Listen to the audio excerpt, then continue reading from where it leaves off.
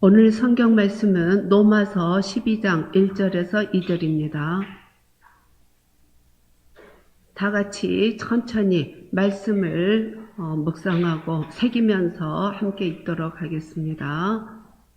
그러므로 형제들아, 내가 하나님의 모든 자비하심으로 너희를 권하노니 너희 몸을 하나님이 기뻐하시는 거룩한 산 제물로 드리라. 이는 너희가 드릴 영적 예배니라. 너희는 이 세대를 본받지 말고 오직 마음을 새롭게 함으로 변화를 받아 하나님의 선하시고 기뻐하시고 온전하신 뜻이 무엇인지 분별하도록 하라. 아멘. 제가 어제 어떤 미팅에 참석을 했습니다. 근데 그 중에 한 여성분이 갑자기 그런 말씀을 하시더라고요. 나는 종교인은 자기가 소속되어 있는 종교에서 그냥 열심을 다하면 될 것 같은데 왜 기독인들은, 특히 기독교 여성분들은 아주 입에 거품을 물고 자기 종교밖에 없다고 하느냐, 그걸 불평조로 이제 말씀을 하시더라고요. 그래서 이제 대화를 한참 했는데 문제는 그렇습니다. 열심이 꼭 진리는 아닙니다. 믿으시지요? 인간의 열심이 진리는 아닙니다.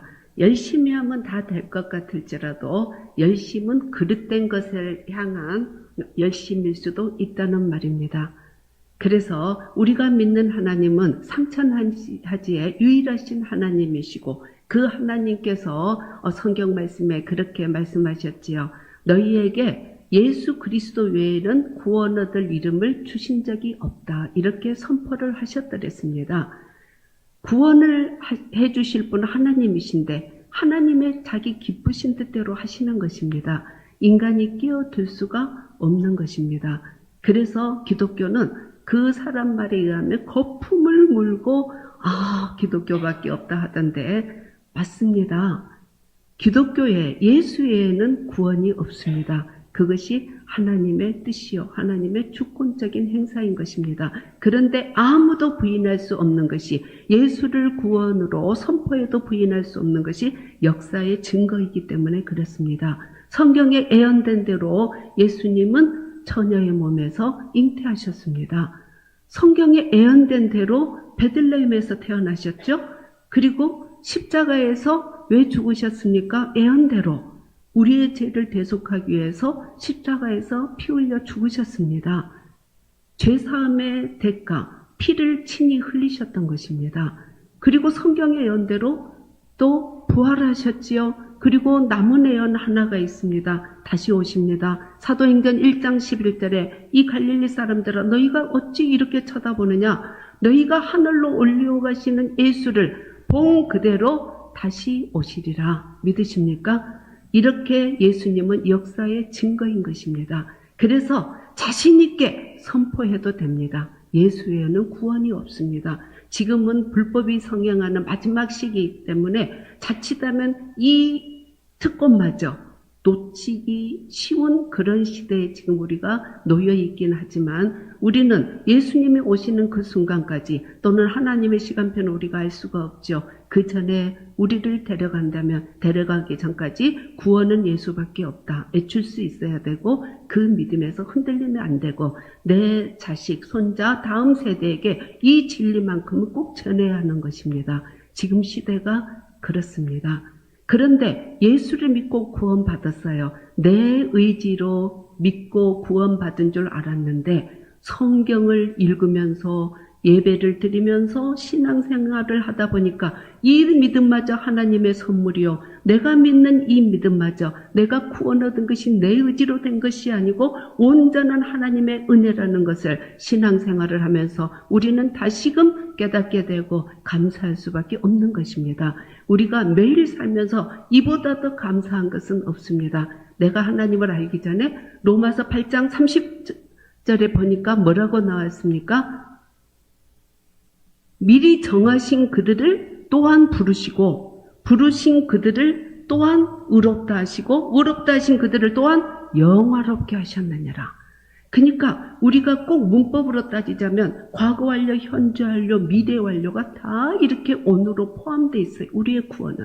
과거의 내 죄도, 현재의 내 죄도, 미래의 죄까지 다 사함받고 영화롭게 하셨다는 미래 완료 하나님의 그 선포에 감사하시기 바랍니다. 그래서 우리의 구원은 흔들림이 없습니다. 왜? 하나님께서 우리의 부르심을 후회하지 않으시기 때문에 하나님께서는 우리를 택하시고 부르시고 의롭다 하시고 영화롭게 하셨음에 하나님의 의지는 그 기쁘신 뜻이기 때문에 어느 누구도 방해할 수가 없습니다. 그래서 로마서 8장 1절에 보니까 그러므로 이제 그리스도 예수 안에 있는 자에게는 뭐가 있습니까? 정죄함이 결코 없어요. 누가 우리 성도님들을 이렇게 하나님 앞에 정죄할 수가 없어요.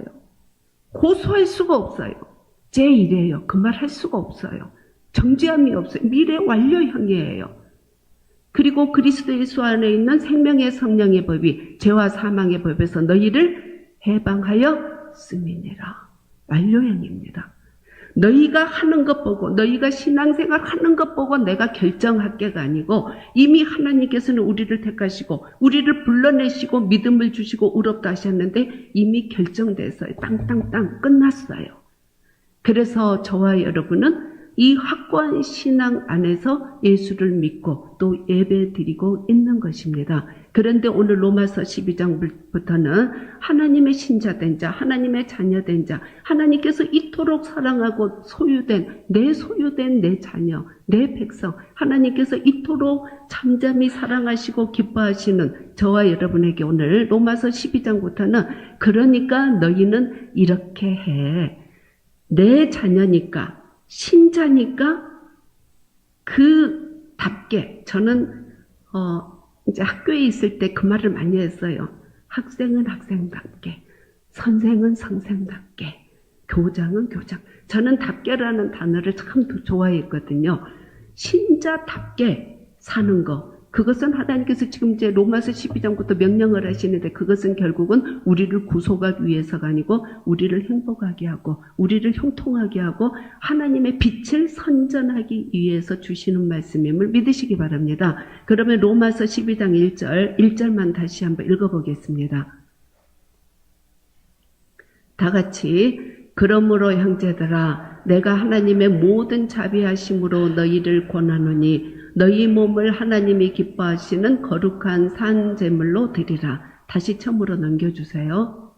자, 여기에서 중요한 것이 있습니다. 하나님께서 우리를 향해서 명하실 때 그 기준이 뭐냐면 하나님의 기준이 자비입니다. 지금 하나님께서 우리에게 이제 너 내가 구원했는데 너 이렇게 살아 하는데 그 근거가 하나님의 자비에 있어요. 무슨 뜻이냐면 우리가 예수 믿었어요. 구원받은 그 이후의 삶을 보면 우리의 삶이 어떻습니까? 하나님 마음에 듭니까? 때로는요 기도도 안 나오고 그냥 죄송합니다. 하나님 죄송합니다. 그 말만 수백 번 반복할 때도 있어요. 살다 보면. 그 말만 하나님 죄송합니다. 하나님 어떻게 해요? 죄송합니다. 그 고백만 나올 때도 있어요. 그러니까 말씀에서 떠날 때도 있고 알면서 안 지킬 때도 있고 우리가 얼마나 완악할 때가 많습니까? 불순종할 때가 많습니까? 얼마나 내 자아가 드러날 때가 많습니까? 때로는 저도 그래요. 말씀으로 내가 죽어야 돼. 내가 죽어야 돼. 내가 먼저 입을 열어서 말해야 돼. 하나님 힘주세요. 딱 하는데 얼굴을 딱 마주치는 순간 내가 네 인간한테 먼저 말해? 그렇게 또 변하는 거예요. 속사람이. 그러니까 구원받은 그 이후로도 하나님 말씀에 순종하기보다 자꾸 내 의지가 더 앞설 때가 있고 그리고 어쩔 때는 말씀에서 멀리 떠나버릴 때도 있고 그런 때가 우리가 많다는 겁니다. 그래서 하나님께서 지금 명령하실 때 우리 세상 사람처럼 부모님 너 이거 오늘까지 해놔. 안 그러면 용돈 끊어. 너 이거 안 지키면 원하는 거 안 해줄 거야. 또 혼날 거야. 그게 아니고 하나님께서 우리에게 명령하신데 우리가 얼마나 연약한 그릇인가를 이미 아시는 거예요. 그리고 하나님께서 이 자비 끝까지 우리가 하나님 말씀에 순종하기를 기다리시잖아요. 매 순간 우리를 안 치잖아요. 물론 공의가 있는 분인데 매 순간 우리가 하나님 말씀을 떠날 때마다 우리 치십니까? 안 그러잖아요. 그냥 기다려주시잖아요. 계속 빨리 순종해. 나한테 와. 내가 기다리고 있어. 말씀을 보면 느껴지잖아요. 하나님 끝까지 이렇게 하고 빨리 들어와. 빨리 내 말씀 안으로 들어와. 그게 너 살 길이야. 자꾸 하나님이 벌리고 기다리는 게 보이잖아요. 애타는 우리를 기다리는 애타는 사랑. 그래서 오늘 하나님께서 우리에게 로마서 12장부터는 내가 너를 구원했어. 너도 믿었어. 그럼 그게 다야? 아니야. 이제 내가 너한테 어떻게 살아야 할 것 명령할 건데 그 명령하는 나의 근거는 자비야. 믿으십니까? 사랑이에요. 그때그때 치시지 않아요. 그래서 저와 여러분이 오늘 또 예배 드리고 있는 거예요. 그래서 저도 기도할 때 그 기도가 많이 나와요. 상한 갈 때 꺾지 아니하시고 꺼져가는 심지 끄지 아니하셔서 오늘도 하나님께 아뢰입니다. 절로 그 기도가 나올 때가 살다 보면 많아요. 꺾지 아니하시고 끄지 아니하시는, 끝없이 용서하시고 지금도 기다리시는, 후회하지 않으시고 내가 너를 택했는데 후회 안 해. 빨리 돌아와.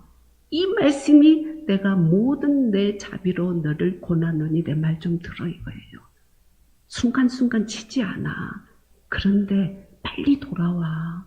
애타는 아비의 심정임을 믿으시기 바랍니다. 자, 그러면 2절 한번 넘어가 주실래요? 여기에서 이제 2절 넘어가기 전에 우리가 하나님께 우리의 삶이 거룩한 삶, 예배, 우리의 모든 호흡하고 있는 동안에 우리의 모든 행위가 하나님 앞에 지금 드려지고 있다는 거예요. 하나님 보고 계시고 전지하신 하나님께서 아시고 보고 계시고, 그래서 하나님께서 주일뿐만이 아니고 너희가 호흡하는 모든 행위를 나한테 드려. 내가 보고 있어. 그거예요. 왜? 너희 몸은 성전이니까. 왜? 성령이 거하시는 성전이니까. 믿으십니까? 그래서 영적 예배라는 단어가 나오는 거예요. 우리 안이 성령의 전이기 때문에. 왜 우리한테 사는 것이 하나님께 드려지는 거룩한 예배라고 할까? 영적 예배라고 할까? 그것은 우리의 몸이 하나님의 영, 성령이 거하는 성령의 전이기 때문에. 그래서 예수를 우리가 주라고 부르고 하나님을 아버지라고 부르는 거예요. 그래서 2절에 보니까 이제 다 같이 읽어봅시다. 지금 우리에게 명령하고 계세요. 시작. 너희는 이 세대를 본받지 말고 오직 마음을 새롭게 함으로 변화를 받아 하나님의 선하시고 기뻐하시고 온전하신 뜻이 무엇인지 분별하도록 하라. 자, 너희는 뭘 본받지 말라고요? 이 세대를 본받지 말라. 이 마지막 때 너무 중요한 거예요. 이 세대를 본받지 말라. 그러면 많은 뜻이 있어요. 성경적으로. 성경은 입체잖아요. 많은 뜻이 있겠지만 오늘은 두 가지로만 요약해서 말씀을 드리고자 합니다. 첫 번째, 새롭게 이 세대를 본받지 않고 새로워지려면 하나님의 뜻을 이루기 위해서 우리가 가장 먼저 해야 될 것, 나와야 됩니다. 뛰쳐나와야 돼요. 그게 세대를 본받지 않는 거예요. 그럼 어디서 나와야 됩니까? 세상의 기준에서 나와야 돼요. 왜 세상의 기준에서 나와야 되냐면, 자, 죄에서 나와야 됩니다. 그러면 이미 세상의 기준이 하나님 말씀보다 막 섞여 있고 차지하는 경우가 너무 많기 때문에 세상의 기준에서 나와야 돼요. 그럼 어디로 들어가야 됩니까? 하나님의 기준으로 들어가야 되는데 하나님의 기준이 뭐예요? 말씀으로 들어가야 돼요. 그러니까 우리가 이 세대를 본받지 않으려면 제일 먼저 해야 될 게 나와야 돼요. 세상의 기준에서. 그리고 어디로 들어가요? 말씀으로 하나님의 기준으로 돌아가야 돼요. 저는 이제 밖에 생활을 많이 해요. 그러니까 수없이 대화를 하고 수없이 많은 사람을 대하는데 제가 어쩔 때는 집사님, 장로님도 그런 말하면 깜짝깜짝 놀랄 때가 있어요. 어떻게 말씀대로 삽니까? 세상 사람들이 하는 대로 대강 맞추는 것도 필요합니다. 하나님이 다 이해하십니다. 아니에요. 세상 기준대로 살면 손해 덜 보고 돈도 더 벌 수 있고 더 애롭지 않고 따돌림 당하지 않고 또 더 즐길 수 있고 재밌잖아요. 세상 기준. 근데 뭐 그렇게 별나게 편할 수 있습니까? 요즘 학생들 점심 학교 식당에서 먹을 때 기도 안 해요. 그것도 3%밖에 신자가 없는데 기도 안 해요. 쪽팔린대요. 세상의 기준에 섞여버린 거예요. 그래서 이 세대를 본받지 말라는 거는 세상 기준에서 내가 빨리 뛰쳐나와서 오직 하나님의 기준 안으로 들어가야 돼요. 믿으십니까? 하나님의 기준이 다 지킬 수 없어도 하나님 자비하신 하나님 다 지킬 수 없어도 우리가 내 신앙의 의지로 노력해야 돼요. 세상의 기준에서 나오고 세상의 기준에서 탈피해야 되겠다. 뛰쳐나오겠다. 이걸 각오해야 돼요. 세상의 기준에서. 지금 세상은 마지막 때입니다. 여러분 아시죠? 여러 가지 측면에서 성경에 나오는 마지막 때 징조가 많지요. 기근, 전쟁, 전염병, 지진, 또 불법이 성행하고 감사치 못하고 무정하고 많은 게 나오지요. 이미 작년에도 파키스탄에서는 장마로 그 영토에 3분의 1이 잠겼었잖아요. 캐나다는 얼마 전에 불이 났는데 우리 대한민국에 3분의 1이 탔어요. 그리고 40도가 넘어가면 남유럽에서는 사상자도 나오고요. 빙하는 다 녹고 있고요. 저는 20년 전에 알래스카에서 빙하 녹는 걸 보고 왔는데 그 뒤로도 엄청 심해졌다 하더라고요. 그때도 무서웠어요. 배를 타고 가면 큰 덩어리가 갑자기 쑥쑥 떨어지고 바닷속으로 들어가는데 그때도 야, 참 지구도 이렇게 무서워지는구나. 때가 정말 가까워지는구나. 그리고 전염병도 지켜봤지요. 여러분 코로나 후반기에 애국 나가려면 어땠어요? 3차까지 맞았다는 거 바코드 딱 보이고 가잖아요. 여러분 요한계시록 보면 마지막 때 징조 중에서요. 오른손이나 이마에 표를 받아서 매매한다는 말 나오죠. 이미 시스템은 다 구축되어 있어요. 바코드 하나로 전 세계가 그걸 찍어야 먹으러 가고 찍어야 비행기 타고 그럴 때가 있었잖아요. 또한 이스라엘이 남은 자가 돌아오잖아요. 하나님의 구원수가 있잖아요. 14만 4천 명이 나오잖아요. 근데 저와 여러분은 까마득히 잊고 있어도 이스라엘의 특히 인터콥에서 선교사 엄청 파송돼 있어요. 처음에는 목숨도 가고 있지만 지금은 꽤 건지고 있어요. 그리고 2만 4천 개 종족 중에서 지난번 미국에서 항상 그 기관에서 하는데 300개 미만이에요. 번역 안 된 곳이 2만 4천 개 종족 중에서. 심히 가까웠어요. 근데 우리나라에서 지금 우리는 대한민국에 사니까 대한민국에서 마지막 때 징조를 가장 느낄 수 있는 것은 불법의 성행이에요. 불법이 성행한다고 마지막 때 나오는데 저는 살면서 또 저보다 더 연배가 있으신 분들도 있잖아요. 살면서 이토록 대한민국에 불법이 성행한 거는 볼 기회가 없었을 거예요.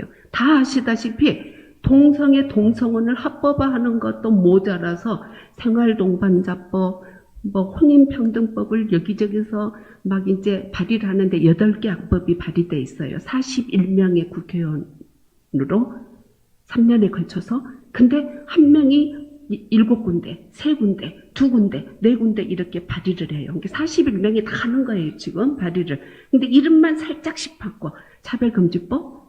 이것 때문에 기독교인들이 난리를 하고 학부모들이 떠드네. 평등법. 이것도 떠드네. 또 건강가정 기본법 개정안. 이것도 어느새 알고 떠드네. 생활동반자법. 혼인평등법. 그게 뭐냐면 지금 남자끼리 동거하고 여자끼리 동거하는데 이걸 혼인 합법화한다는 거예요. 이걸 발의를 해서 41명 국회의원이. 그리고 학생인권조례에는 이미 성평등, 동성애를 옹호하고 조장하고 있어요. 아시잖아요. 뭐 집회하는 것도 많이 보시고 유튜브도 보시고 뭐 또 많이 들어서 아시잖아요. 그러면 자, 우리가 이 세대를 본받지 않는다는 것은 처음에 말한 거는 나와야 된다겠죠. 서해상 기준에서. 지금 두 번째로 말씀드리는 것은 뭐냐면 시대를 분별할 줄 알아야 됩니다. 시대를 분별할 줄 모르면 사탄의 편에 서게 돼요. 하나님의 영 성령, 사탄의 영이 주장을 하잖아요. 하나님의 영이 주장하는 거 말씀이 있고 사탄의 영이 주장하는 것이 뭐예요? 동성끼리 동거만 해도 합법화해라, 혼인 인정을 해라, 혜택을 다 받게 하라, 뭐 조장하는 거예요. 이게 지금 대한민국에 불법이 성행하고 있는데, 그래서 야 정말로 마지막 때구나, 정말로 마지막 때구나, 그걸 너무 느껴요. 근데 잠자는 교회도 많아요. 막 기도시키고 막 하는 교회도 많지만 여러분들 모르면 사탄의 편에 서게 돼요. 이제 몰랐다가 안 성도님들은 하나님 편에 서야죠. 그렇지요? 하나님 편에 서야 됩니다. 이거는 양보할 수가 없어요. 왜냐하면 하나님의 창조 질서를 대적하는 거잖아요. 남자 여자 창조했잖아요. 소돔과 고모라가 왜 망했습니까? 동성애로 유황과 불이 하늘에서 비처럼 내렸다 했잖아요. 그 성이 없어졌잖아요. 멸망했잖아요. 그리고 가정이 파괴돼요. 그걸 조장하면. 그리고 있지요. 우리의 세금도 많이 날아가요. 우리나라는 에이즈 걸리면 동성 학문 선교하다 에이즈 걸리면 100% 국가에서 나가요. 우리나라는. 전액 줘요. 그리고 다음 세대를 망치는 거예요. 교육이 망가져요. 왜냐하면 학교에 있어 보면요. 키 크고 막 공부는 떠나서 막 점심 먹고 나가면 빵 빠버리고 농구하고 막 축구하고 자기 좋아하는 거 하고 막 이제 막 시작도 날 정도는 막 뛰어오잖아요. 근데 비리비리하는 남자애들도 있잖아요. 힘도 없고 농구에 축구에 누가 넣어주지도 않고. 또 상담하러 오면 한 친구는 그랬어요. 선생님 나는 어떻게 해요? 왜? 나는 다 가늘어요. 몸이 다 가늘대요. 손가락도 가늘고 다 가늘대요. 그럼 그런 애들이 씩씩하고 농구하고 축구하고 확 들어와서 땀 따고 멋지게 하고 있고 그러면요. 순간 연민회장이 생겨요. 생겨요. 근데 이렇게 동성애를 벌쳐놓고 법으로 인정하고 조장하고 옹호하면 안 되는 거예요. 다음 세대 망치는 거예요. 그리고 교회가 무너져요. 교회가 무너져요. 이 입법된 것들이 41명의 국회의원들에 해서 이 8가지 악법이 입법이 됐는데 시행이 돼봐요. 그럼 교회에서 이런 설교할 것 같아요? 예수의 구원이 없다 하면 차별금지법에 넘어가요. 동성애는 하나님의 진노를 받는다? 이것도 평등법에 어긋나요. 우리 여자끼리 동거했는데 결혼식을 교회에서 해야 되겠어요? 목사님 줄에 서주세요. 아유 못해. 안 되는 거예요. 하나님의 말씀을 말씀으로 전하지 못하면 교회 무너져요. 그래서 몰랐을 때는 사탄의 편에 설 수도 있어요. 모르니까. 모르는데 나는 저 사람들이 좋아. 41명이 좋아. 근데 하나님의 말씀에 정면 도전하는 사탄의 괴계예요. 사탄이 역사하는 거예요. 그걸 우리는 기도로 막아야 돼요. 기도밖에 없어요. 악한 영을 대적하는 것은 기도 외에 능이 없다 그랬어요. 기도해야 되고요. 그리고 우리 젊은 친구들 좀 보이네요. 우리 젊은 친구들은 자꾸 띄워서 그 관계 부채에 넣으세요. 뭐 인권조례 이거 삭제해. 성평등 삭제해라. 뭐 생활동반자법 그거 안 된다. 좀 올리세요. 젊은 친구들은. 제가 어떤 장로님, 연세 드신 장로님들이 대선 때 그런 말을 들었어요. 짓지 못하는 개는 보신 땅감이다. 좀 잔인하긴 하지만 이를테면 그렇게 막 화를 내. 그것도 목사들을 향해서 장로님들이 죄송합니다. 이제 목사들이 말하지 않으면 짓지 못하는 개입니다. 저한테 막 목사님 짓지 못하면 어디로 가요? 보신 땅이 좀 바꾸려는데 좀 잔인해서 듣기는 그랬지만 오직 화가 나면 이 세대가 지금 오직 화가 나면 그 연세 드신 80대 은퇴 장로님들이 그러시겠어요. 오직 화가 나서. 그래서 이 마지막 때에 우리가 다음 세대에게 물론 하나님의 시간표는 종말을 향해서 가고 있어요. 그 종말의 징조는 불법이 있는 건 맞아요. 근데 우리가 다음 세대를 위해서 막을 수 있을 때까지는 막아야 됩니다. 믿으십니까? 막아야 돼요. 기도해야 되고 SNS 올려서 막 외쳐야 돼요. 결론을 맺겠습니다. 하나님의 자비하심 때문에 저와 여러분이 오늘 또 예배드리고 있고 우리가 영화롭게 됐어요. 구원받은 거 확실합니다. 천국의 시민입니다. 그런데 하나님의 시간표는 언제 갈 줄 아무도 몰라요. 순서도 없어요. 근데 우리 머무는 동안에 우리는 세상 기준에 있으면 사탄의 편이 되는 거예요. 하나님 말씀이 오직 우리의 기준이 돼야 돼요. 어쩔 때는 지킬 수도 없고 어쩔 때는 허우적거리지만 그때마다 하나님께서 자비하심의 근거가 있잖아요. 그래, 괜찮아. 또 나한테 와. 내가 기다리고 있어. 그 하나님의 애타는 기다림의 그 신호가 여러분 말씀을 묵상하면 다 느껴져요. 그래서 하나님 맞습니다. 죄송합니다. 그러는 거예요. 그래서 또 일어나서 일을 하는 거예요. 그래서 이 세대를 본받지 말라. 오늘 말씀 제목인데 첫 번째는 세상의 기준에서 무조건 나오세요. 멸망으로 인도하는 분은 크고 그 길이 넓어서 찾는 이가 많다 그랬어요. 근데 그거는 멸망의 문이 더 있어요. 생명으로 들어가는 문은 좁고 그 길이 협착해서 찾는 이가 적다고 성경에 그랬어요. 그러면 우리는 넓은 문, 넓은 길은 세상 기준이고 생명의 문, 좁은 길은 하나님 기준, 말씀이에요. 그럼 우리는 좀 더 외로워도, 좀 더 재미가 없어도, 좀 돈을 늦게 벌어도 정직하게, 공의롭게, 거룩하게 그 하나님의 품성을 몸부림치며 닮아가도록 힘쓰면서 우리가 그 생명의 길로 좁은 문을 정말로 이탈하지 말고 주님 앞에 서는 그날까지 우리 설림교회 성도님들은 좁은 문으로 그 생명의 길로만 갈 수 있기를 주의 이름으로 축원합니다. 기도하겠습니다. 참 좋으신 하나님 감사합니다. 감히 하나님의 말씀을 선포했습니다. 성령께서 우리 성도님들의 마음속에 하나님의 기준, 하나님의 말씀만이 천국 갈 때까지 자리 잡게 하시고 온전히 하나님 편에 서서 세상 기준에서 나올 수 있도록 그래서 생명의 문, 좁고 협착할지라도 좁은 문, 좁은 길로 들어갈 수 있는 귀한 믿음의 용사들이 될 수 있도록 축복하여 주시옵소서. 기도의 영을 더하여 주시옵소서.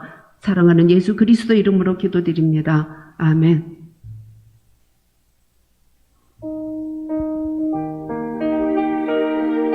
기도하는 마음으로 하겠습니다. 나 되기 원합니다. 진심으로 진짜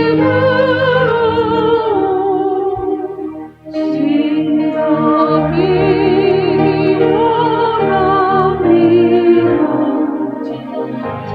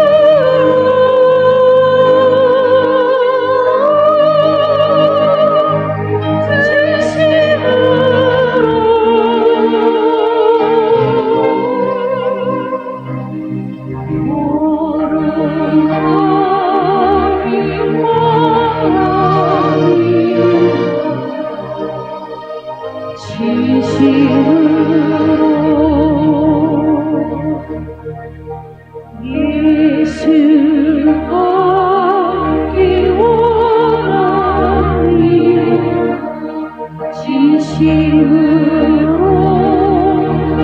예수가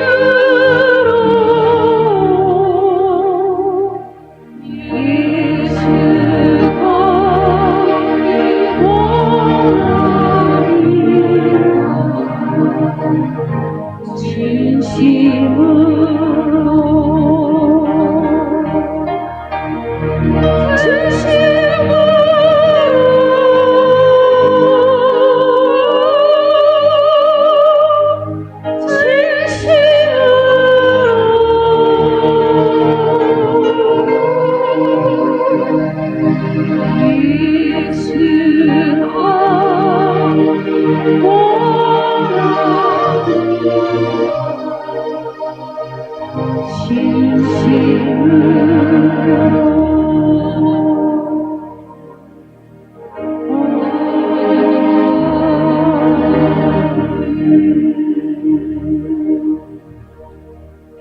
기도하겠습니다.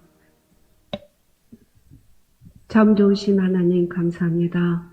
오늘 또 말씀 주셔서 귀 있는 자가 듣게 하시고 깨닫게 하시고 하나님 편에 더 가까이 서도록 은혜 베푸시니 감사합니다.